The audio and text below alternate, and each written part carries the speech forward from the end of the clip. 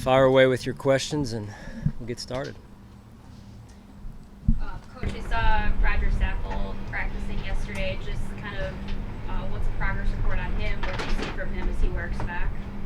Yeah, I know he was anxious to get out there. It's great to have him back. I thought he did a good amount of work for his first day, in fact, even. So I think we're heading in the right direction, and it's good to have him out there from a leadership standpoint, from a veteran standpoint, and we'll see where it goes today. Do you expect to have Isaiah and Khalil back out there today? We'll see. I don't think so. They still have continued soreness, and we're just trying to be smart at this point. Jonathan, same thing? Same, yeah. What have you seen from Isaiah Hodgins the first portions here of camp? Yeah, I would say that I think he's playing his best football. He's had a good camp. He's playing strong at the point, whether it's at the catch point or at the point of contact. And I'm impressed the way he's played to this point, and he looks very confident. I know the developmental timeline is different for people, and he certainly had the injury early on. Did you notice anything maybe on the mental side with him battling the past couple of years, maybe not jumping into it, especially when he was drafted in the same year as someone like Gabe who ascended quickly? Yeah, that's what I think it really speaks to Isaiah's character, right? I mean, he didn't experience that success that maybe in this case, as you mentioned, Gabe had, and everyone has their own journey a little bit, and right now like I said, he's having a great camp, and we'll see where it goes. But I really applaud him for persevering through those 2 years of injury and challenges. Sean, you got a guy like Ryan Bates, who's had multiple years as a backup, a dependable guy, and then all of a sudden the light goes on for him last year. He comes back this year with more expectations. Have you noticed anything different about him and how he's going about this camp this year?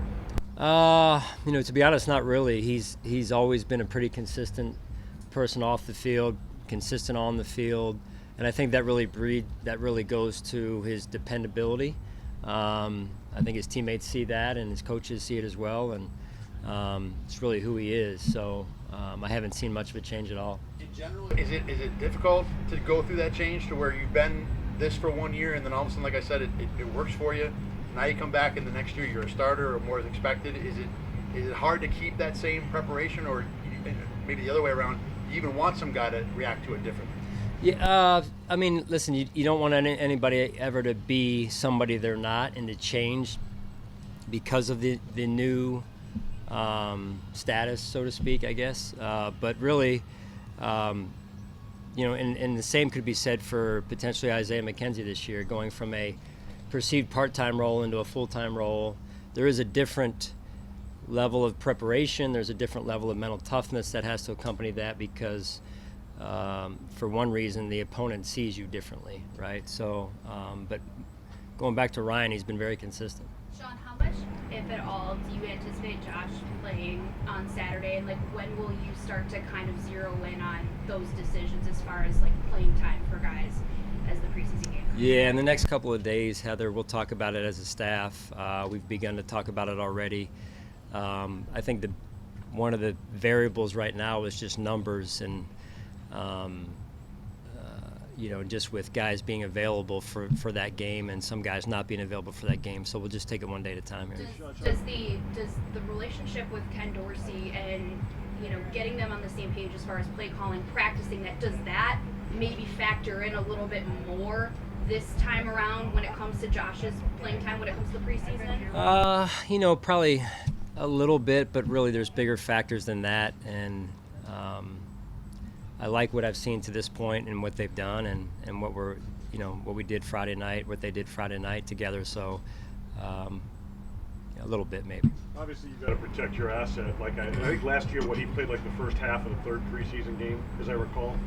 John, I believe so. You figure maybe somewhere in there, if at all. If he plays in yeah, we'll see. Again, I just want to see where we're at as a team, and always going to try and be smart. At the end of the day, it's a physical game, and that's the part when you send him out there, you never know, right? You never know what type of hit he's going to take, or anybody for that matter. So, but we try and build, harden them when they're here through intense drill work and kind of bringing them along, and then you just pray to God that everybody stays safe and healthy on both sides of the ball, for that matter. Sean, how is Spencer seems like he might be close. Is doing a little more work. Do you feel like he's closer to being full speed out there? Yeah, I think we're trending in a good direction. He did some things yesterday, as you saw, and he did well. So I think he's in a good mental space right now with where he is and where he wants to go. And I think the trainers and Spencer both have done a phenomenal job. Sean, how have you seen Case Keenum adapt to the offense through training camp? Yeah, I mean, when you come from a little bit of a different system, and Case has been in several, but his recent stop, their system's a little different than ours offensively. So I applaud Case for his adaptability, his leadership. He's very resilient, and I think as the camp has gone on, he's really started to get his legs underneath of him in our offense, and I think he brings a veteran presence to our locker room and to the offense.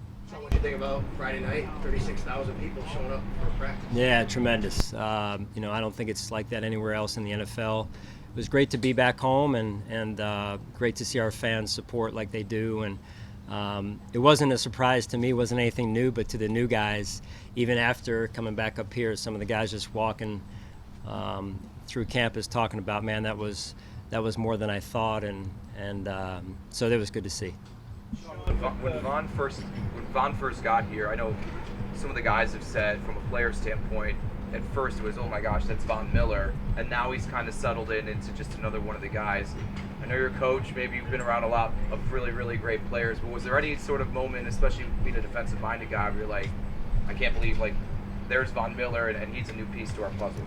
Yeah, I think there's just a level of respect. I don't know if it's all, but level of respect, right, when you have a player that has accomplished what Von, in this case, has accomplished. Been fortunate to be around some really good players in my career, and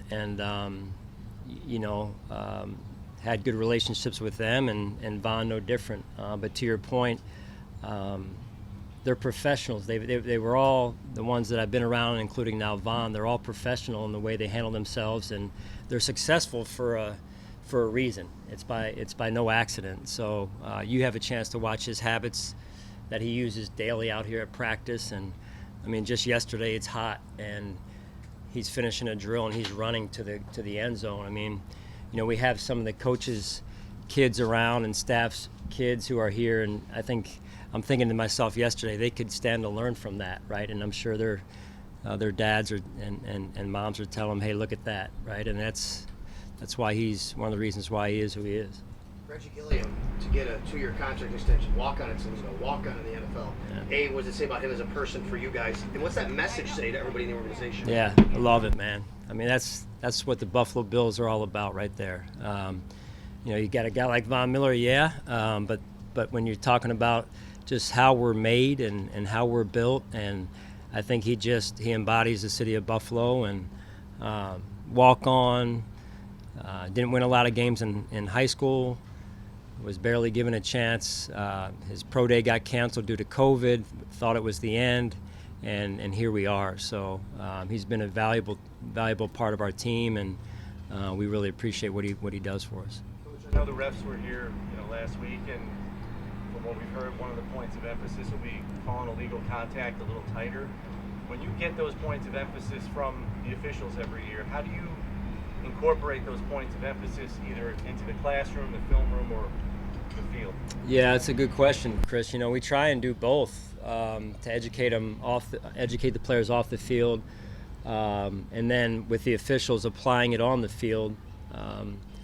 I think this year we tried to dig a little bit deeper into that with educating the educational piece off the field in the classroom, by how we use the officials on their visit, and made it a little bit more personal with the position groups and film to accompany the instruction from the officials. So that's an important piece when they come here.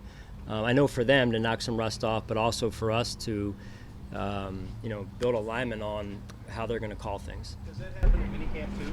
Little bit. Not all the called adjustments are finalized by that point in time, but a little bit. I wanted to ask about Rodger Saffold again, and with it being a rib injury, being beyond the pain of the ribs and the healing there, how did that affect his cardio? I mean, it did. It affected his cardio, and that's part of the ramping up phase we're in now, Tim. So going through individual yesterday, he'll play himself. You hope that he plays himself into football shape. But he's been working on the side best he could with our strength coaches going through that. So. You mentioned Case Keenum. Okay, sorry. You mentioned Case Keenum. Just how do you feel like his personality is kind of mixing into that room? Because there's obviously some personality already there. Yeah, I mean, it's always interesting to watch that puzzle come together in that room, via the coach, in this case, Joe, now with Case and Bark, who's been around that room in and out a couple of years now, and Matt, of course, Josh. So it's more times than not, though, these quarterbacks come from a similar type of pedigree. Most of them like to play golf.